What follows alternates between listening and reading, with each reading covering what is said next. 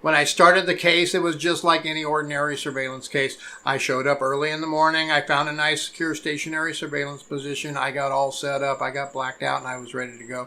A few hours into the surveillance, I see my subject walk out the front door, grab something out of his vehicle, and then head back into the residence. Now, there was nothing earth-shattering, to be sure, but I got my video, my face shot, and I observed no signs of difficulty while he walked, opened the door of his pickup, bent over into his pickup, and then closed the vehicle door and walked back into the house. This, folks, is typical activity for most surveillance, and many times maybe the only activity you ever observe. So getting that video this early in the case was like striking gold for me that day. I could sit back and relax, and if nothing else occurred, I was still good to go for future days on this one. While I did some internet snooping, I had seen some articles on some amateur auto racing websites that made me believe he had done some race car driving in the past. Now, it was early in the spring and the race season hadn't started yet, but he did do some races the previous year, so I was anxious to see if he was still racing. This video is sponsored by OREP Insurance and Working PI Magazine.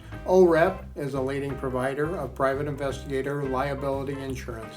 Visit orep.org for a quote today. I had already checked in with the track where he had done most of his racing the previous year, and they had some practice days scheduled on certain Saturdays. Now let's go back to my arrival that first morning. When I first got on scene, I went on foot surveillance, like I do for many of my surveillance cases, to get a good idea of the neighborhood, see what I could see at the subject residence, get plates on the vehicles, and other intel. While I was on foot surveillance, I noticed something in the side yard of my subject's residence. It appeared to be a vehicle. When I got close enough on the sidewalk to see between the boards, I could see a race car sitting on a trailer in front of some swinging fence gates. This was good intel to have. Now, just because he had a race car on a trailer and it was a day where he could go do some practice runs, it didn't mean anything, to be sure. But it gave me a lot of hope, especially because the race car was not covered up. This made me believe he may have been working on it or had it out already, since most people would cover up their cars. Early that afternoon, 2 other guys showed up in another pickup truck and went right into the house. Then I saw the garage door open up. Shortly after that, my subject and his 2 buddies came out of the garage, and they opened up those gates on that fence, and voila, there was the race car on the trailer in all of its glory. I'll tell you what, folks, at this point, I was so excited, but the crazy part is still yet to come. Just hang on.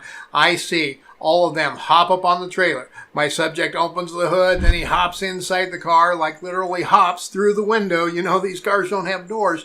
Then the other 2 hook up a battery jumper, and then he gets the car started up. Now for the next hour or 2, they are working on that car almost constantly, and I get plenty of video of my subject working on the car and crawling in and out of the car to start it up. Then suddenly one of the other guys hops into the big old pickup there. He backs it up to the trailer. They get the trailer hitched up to the truck. Then they all get loaded up into the pickup, and away we go, off to the races, folks. When we got to the tracks, I am way nervous. I am not sure what to do. You see, folks, I don't have a big old pickup truck. I don't have a race car to take with me. And, well, let's be real, I don't exactly look like the typical race car driver. But I do have some things at my disposal in my surveillance bucket in the back of my surveillance car. I let them pull in, and I went on by, and I found a good place to get some video while they pulled in and got checked in and then went to the pits. Then I grabbed one of my old baseball hats out of my surveillance bucket, along with a flannel shirt that I put over my t-shirt,